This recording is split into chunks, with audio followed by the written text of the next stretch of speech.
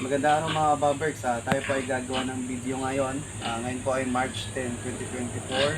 Siguro mga alas 10 na po ng hapon. Ito po ay sinadya ko na i-separate na video para sa inyo kasi meron tayong mga viewers na nag-request na nagustuhan yung ating style ng patining na kulungan. Ito ay pinasadya po sa isang klase ng kulungan ng isang pang patiners po.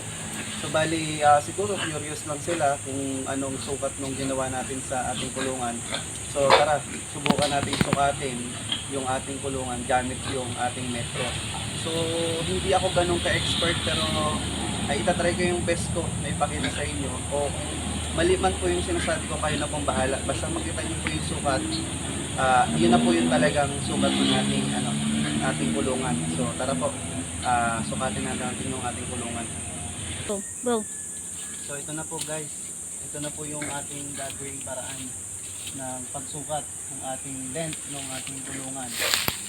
So from dun sa dulo, hindi pa siya kumakabit. So yan, ito na po, hindi tayo masyadong expert sa paghawak ng metro. So yan po, yung sukat. So magmula po doon, ito po yung pinaka titignan nyo. So kung dito tingnan natin.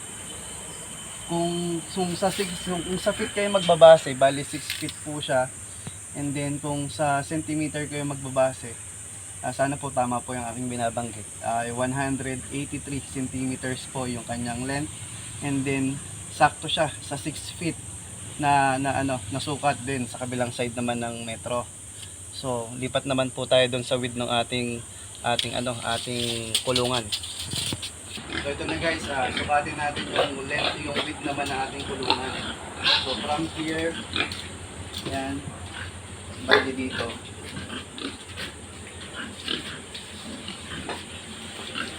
So ito na po yung So ayan po. So bali, ang lumabas po ay 363, sabihin nyo na lang po, i-estimate nyo na lang po, 363 centimeters po ang kanyang kinalabasan. So ayan po yung sukat. So 183 by 363 centimeters po. So ayan po yung ating sukat ng width.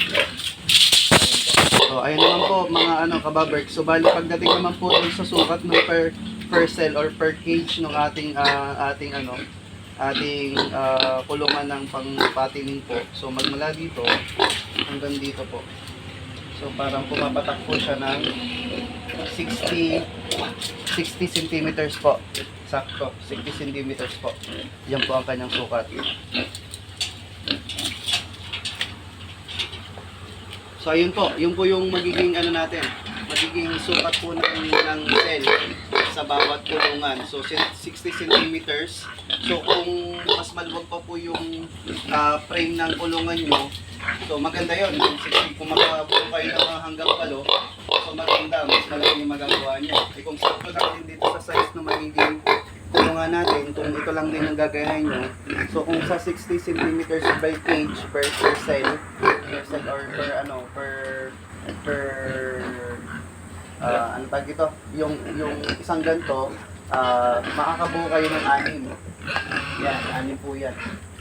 So yun, hindi ko na po sinama yung sa baba kasi ito lang naman yung importante, yung sukat ng kulungan. So kayo na pong bahala kung ilan po yung idadagdag nyo pa po para doon sa flooring na papalit kayo ng baboy. So ayun po, ito ang kagandahan nito. Siyempre, pag nakakaganto po kayong kulungan na pang patiner po, mapapakain nyo po sila ng maayos sa isa. Wala na kayong magiging problema. And then, make sure nyo na yung semento na pababa, pahulog yung tawag. So ayan, yan po yung ganyan, yung semento po niya pahulog po dapat. So para magdediretso-diretso po yung dumi ng dumi ng baboy. Tapos yung yung mismong butas nung sa dulo, din may mga kanya-kanyang butas din po. And then yung ito yung ating may nag-request din ito, yung ating painuman. So bali, bili lang kayo ng galon and then epoxy. Hindi ko mapakita sa inyo yung step by step pero ito na yung mga ginamit.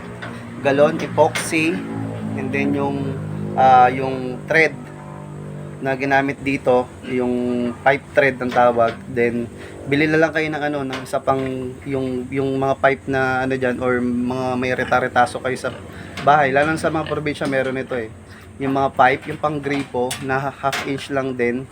And then ang gagawin nyo dito, papasuin nyo po ng konti para medyo lumambot-lambot para pumasok doon sa dulo ay sa butas. And then ilalagay nyo po ng Neltex, kasama po sa mga kailangan bilhin yung Neltex. And then dito sa may bago pagsugpong nung hose, lagyan nyo rin po ng Neltex pagpasok para po kumapit po yung hose. And then ito po yung magiging style na ng hose ngayon.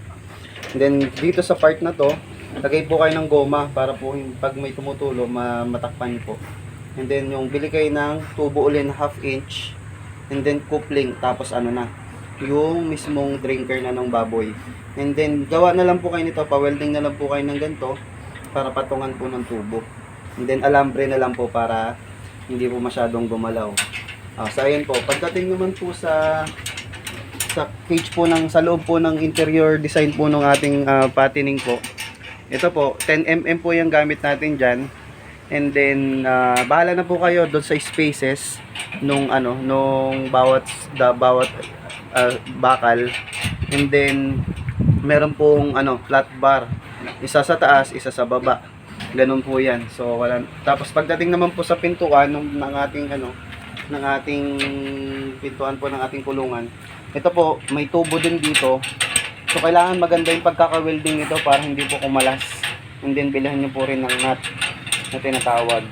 And ganun din po, meron din pong flat bar dito sa harapan, tapos flat bar din sa baba. And then, make sure nyo po dito sa gilid, pag pinapagawa nyo na po yung pader, magpagawa po kayo ng tubo ulit. Yung ganito pong tubo, or any kind na pwedeng pambutas dito, na pwedeng pasukan ng bakal. Hindi lang siya basta pasok sa semento kasi matitibag nila tong semento. Katulad nito akin, hindi na pumapasok dahil natibag na nila dahil sa semento lang nakakapit. Kailangan meron siyang suksukan na bilog na anything na bakal dito sa loob para po hindi niya na po magalaw. And then pako, po kayo dito. Mag-welding po kayo ng pakong baliko para kapitan po nung ating ayan, hindi po sumasadya. Yan lang naman ang medyo sa atin, medyo hindi pa natin nagagawa ng paraan, pero ito po ay magandang style na ng pintuan ng baboy. Wala na po kayo magiging problema dyan. Yung pagkakaayos lang po ng welding ang kailangan siguraduhin. And then ayun, nakalimutan ko lang po lagyan ng pakainan po. Yun ang next na project natin dito mga ma'am sir sa Bobberts. Lagyan natin ng pakainan. Wala po tayong pakainan eh. So bali natin diyan, ang next natin dito ay yung pag-update na sa kanila sa mga patiners natin. Just in case na magpupurga na tayo. Yun na lang hintayin natin. And then bigyan ko kayo ng natin, ng quick na estimated na gastos natin dito. Bali umabot po tayo ng halos 50 to 60,000 po yung nagamit natin dito. Kasama na po yung yung labor po. And then yung mga pamerienda, pagkain, lahat-lahat kasama na po doon. So mukhang makakatipid po kayo sa ganito. Magiging maganda po pag ganito po ang magiging estilo ng kulungan niya pag patiner po. Bukod doon, hindi stressful ang baboy. Iwalay sila, walang bungguan, wala lahat. Hindi maiwasan nila yung mga tunggulan pagdating sa agawan ng pagkain. So dito, relax sila. Wala silang problema. So yun lang yung magiging natin.